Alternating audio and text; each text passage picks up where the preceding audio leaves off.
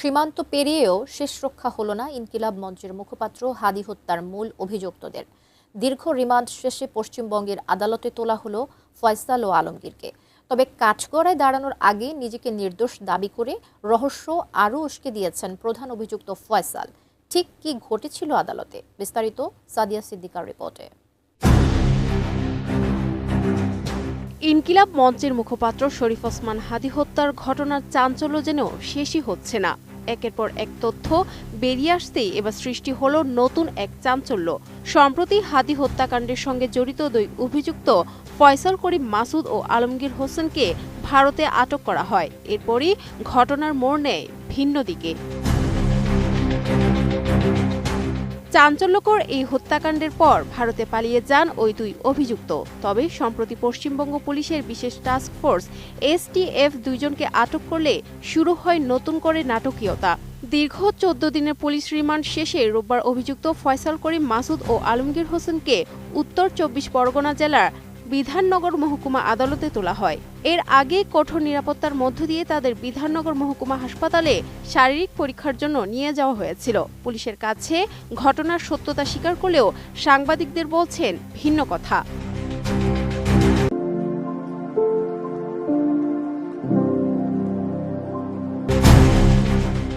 জানা যায়, আদালতের বারান্দায় সাংবাদিকদের মুখোমুখি হয়ে নিজেকে নির্দোষ দাবি করেন 37 বছর বয়সী ফয়সাল। হাদি হত্যার বিষয়ে প্রশ্ন করা হলে তিনি সাফ জানিয়ে দেন তিনি এই কাজ করেননি এবং এ ধরনের কোনো কর্মকাণ্ডে তিনি ছিলেন না। তবে তাকে এই ঘটনায় ফাঁসানো হয়েছে কিনা এমন প্রশ্নের জবাবে তিনি কোনো মন্তব্য করতে রাজি হননি।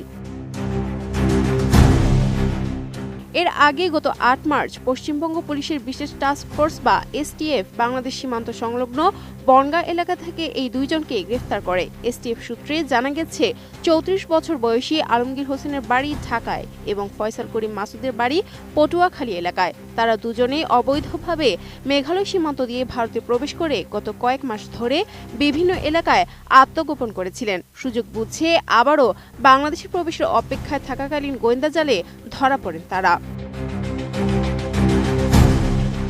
যদিও STF প্রাথমিক জিজ্ঞাসাবাদে দাবি করেছিল যে গ্রেফতারকৃত ফয়সাল ও আলমগীর হাদিকে হত্যার বিষয়টি স্বীকার করেছে, তবে আদালতে ফয়সালের সরাসরি অস্বীকার এ মামলায় নতুন মাত্রা যোগ করেছে। বর্তমানে অভিযুক্তদের বিরুদ্ধে নির্দিষ্ট ধারায় মামলা দায়ের করে আইনি কার্যক্রম এগিয়ে নেওয়া হচ্ছে। 2025 সালের 12 ডিসেম্বর রাজধানীর পল্টন এলাকায় মোটরসাইকেলে আসা হেলমেট পরিহিত দুর্বৃত্তদের গুলিতে রক্তাক্ত হন ইনকিলাব মঞ্চের পরিচিত মুখ শরীফ ওসমান হাদি। আহত হাদিকে ঢাকা মেডিকেলে নেওয়া হলে শুরু হয় তার বেঁচে থাকার লড়াই, কিন্তু এই লড়াইয়ে হার মানেন হাদি। 18 ডিসেম্বর বাংলাদেশ সময় রাত 9:30টায় সিঙ্গাপুরে চিকিৎসাধীন অবস্থায় মৃত্যুর কোলে ঢলে পড়েন তিনি। Sadia Siddika, ATN news.